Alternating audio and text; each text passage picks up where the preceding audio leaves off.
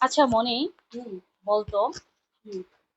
আহ ভুল মানুষ এবং ভুল মানুষের সাথে বন্ধুত্ব হয়ে গেলে করণীয় কি? বলি।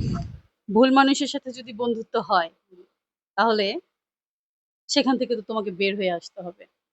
আচ্ছা। আর এটা অতটা সহজ কাজ না, না। কিন্তু সহজ করে নিতে হবে। আর সেই সহজটা কিভাবে করবা সেটাও তোমাকেই খুঁজে বের করতে হবে। কেননা কোনো ভুল ট্রেনে যদি আমরা উঠে পড়ি এবং সেটা বোঝার পরে যদি না নামি, তাহলে কি হবে? আমরা যে গন্তব্যে যেতে চাই সেটাতে কিন্তু যেতে পারবো না।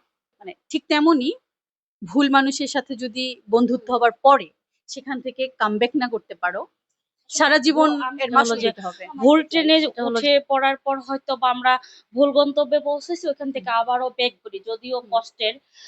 সেটাও কিন্তু সমাধান হয়, বাট জীবনে জীবনের ক্ষেত্রে বন্ধুত্ব সিলেক্ট করা বা বন্ধুত্ব মানুষগুলো যেটা এসে পড়ে পরে যখন আমরা জানতে পারি, আসলে এখান থেকে বের হওয়াটা কিন্তু সো টাফ।